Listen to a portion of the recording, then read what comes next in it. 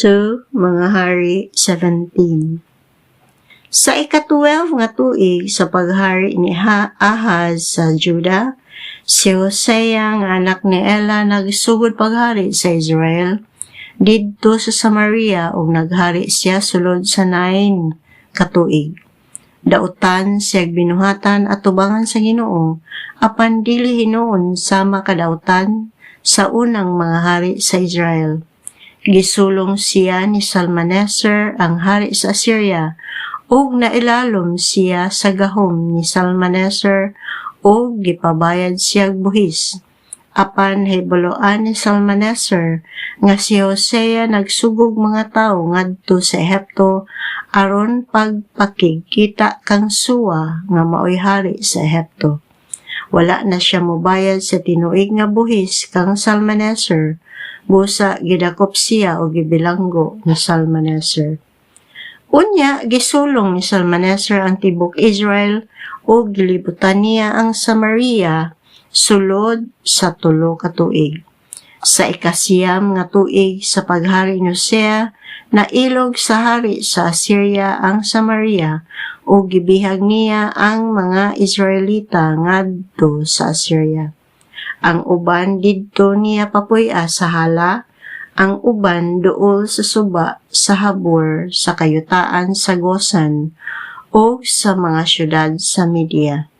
Nahitabo kini tungod sa pagpakasala sa katawhan sa Israel, batok sa Ginoo nga ilang Dios, ang nagluwas kanila gikan sa kaulipnan sa hari sa Ehipto, ug tungod sa pag-alagad nila sa mga Diyos-Diyos. Gisunod nila ang mga buhat sa ubang mga nasod nga giabog sa Ginoo ug ang mga buhat sa mga hari sa Israel. Ang katawhan nagbudhi sa Ginoo nga ilang Dios pinaagi sa pagbuhat ug dautan. Nagbuhat silag mga halaran sa mga Diyos-Diyos sa tanan nilang kalungsuran, sa mga tore o sa mga syudad nga kinutaan. Nagpatindog silag mga haligi ug tukon nga ilang giisip nga balaan sa tanang bungtod o sa ilalom sa tanang kahoyng lunhaw.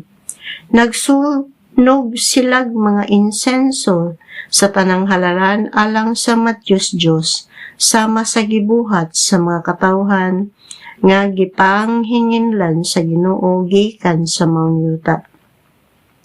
Gihagit nila ang kapungot sa Ginoo pinaagi sa ngil-ad nilang mga buhat ug nag-alagad sila sa mga Diyos-Diyos bisag gidid-an sila sa Ginoo sa pagbuhat niini. Gipasidan-an sa Ginoo ang Israel ug ang Juda pinaagi sa mga propeta nga nag-ingon kanila. Ayaw na kamo pagbuhat ug dautan ug tumana ninyo ang akong mga sugo ug mga gimbut-an sumala sa balaod nga gipatuman ko sa inyong katigulangan pinaagi sa akong mga alagad nga mga propeta. Apan wala gayud sila magpatalinghog o gahi gyud ang ilang ulo sama sa ilang katigulangan nga wala motuo sa Ginoo nga ilang Dios. Gisalikway nila ang iyang mga lagda ug ang iyang kasabutan nga iyang gihimo uban sa ilang katigulangan ug ang iyang mga pasidaan kanila. Nagsimba sila sa mga Diyos-Diyos ug nangahimo silang bakakon. Misundog sila sa mga nasod nga kasikbit bisag gipasidan-an na sila sa Ginoo nga dili sila manundog kanila. Gisalikway nila ang tanang sugo sa Ginoo nga ilang Dios ug naghulma silag duha ka nating baka. Naghimo usab silag mga tukon nga ilang giisip nga balaan ug nagsimba sila sa tanang binuhat nga atuwa sa langit ug nag-alagad kang Baal. Gisunog nila ang ilang mga anak, ingon nga mga halad ngadto sa mga Diyos-Diyos ug nagsalamangka sila o gitugyan nila ang ilang kaugalingon ngadto sa daotang mga buhat, o gihagit nila ang kapungot sa Ginoo. Busa nasuko pag-ayo ang Ginoo sa Israel o gipapahawa niya sila gikan sa iyang atubangan gawas lamang sa banay ni Juda.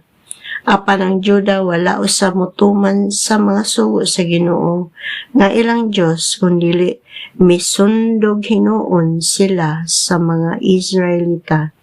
Busa gisalikway sa Ginoo ang tanang mga kaliwat ni Israel o gipaantos niya sila o gitugyan ngadto sa ilang mga kaaway hangtod nga sa katapusan gipahilayos niya sila sa iyang pananaw.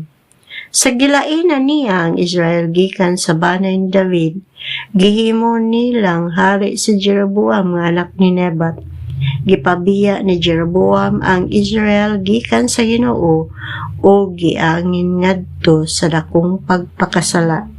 Gibuhat sa katawhan sa Israel ang tanang dautan nga gibuhat ni Jeroboam ug wala gayud sila mohunong sa maong daotang mga buhat hangtod nga gihinginlan sila sa Ginoo sumala sa iyang giingon pinaagi sa iyang mga propeta.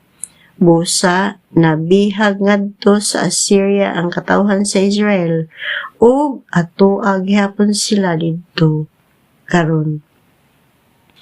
Ug kidala sa hari sa Assyria ang mga taga-Babilonya, taga-Kuta, taga-Aba, taga-Hamat ug taga-Sifarbaim ug gipapuyo sa mga syudad sa Samaria puli sa mga Israelita. Sa pagsugod nilang puyo, wala sila kahadlok sa Ginoo. Busa gipadad-an sila sa Ginoo og mga leyon o gipanukob ang pipila kanila. May nakasugilon sa hari sa Assyria nga ang mga tawo nga iyang gidala o gipapuyo sa mga syudad sa Samaria wala masayod sa balaod sa Dios sa maong dapit. Busa ang maong Dios nagpadala og mga leyon o gipanukob sila. Busa may mando ang hari sa Assyria nga usa sa mga pari nga nabihag padtuon o adto papuy-a sa Samaria aron tudloan ang katauhan sa balaod sa Dios sa maong dapit.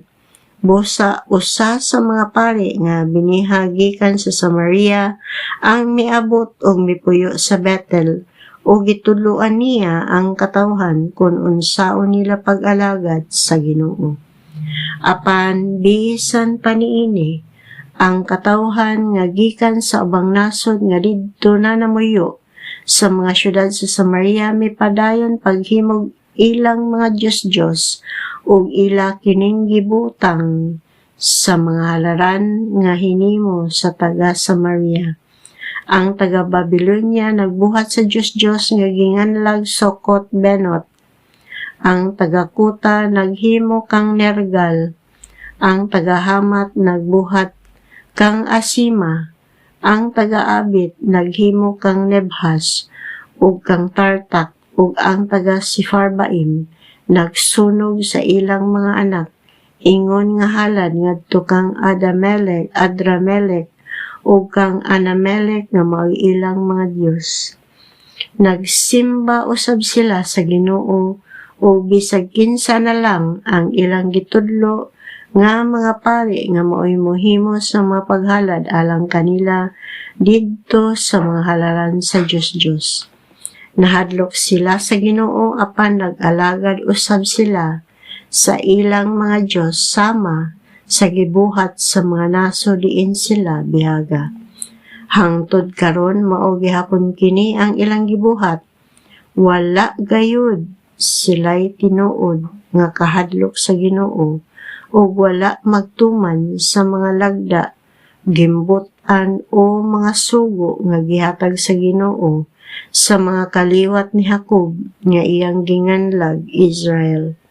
Naghimo ang Ginoo og kasabutan uban kanila ug nagmando kanila nga nag-ingon, ayaw ninyo kaadloki o simbaha o alagari o halari ang ubang Dios, apan ang angay ninyo kahadlukan mao ako, ang Ginoo, nga nagkuha kaninyo sa Ehipto pinaagi sa talagsaong gahom o kusog. Ako lamang ang simbahan ninyo o kanako lamang kamo maghalad. O kinahanglan nga tumano ninyo ang tanan akong sugo. Ayaw kamo kahadlok sa ubang Dios o ayaw ninyo kalimti ang kasabutan nga gihimo ko uban kaninyo. Kahadlokin ninyo ako, ang Ginoo nga inyong Dios, o luwason ko gayud kamo gikan sa inyong mga kaaway. Apan wala sila mamati kaniya o nagpadayon hinuon sa ilang naandan nga batasan. Busa kining mga tawhana nga gikan sa laing mga nasod nahadlok sa Ginoo apan nag-alagad usab sa kinulit nga mga larawan. Ang gibuhat sa ilang katigulangan mao usab ang gibuhat sa ilang mga anak o sa mga anak sa ilang mga anak hangtod karon.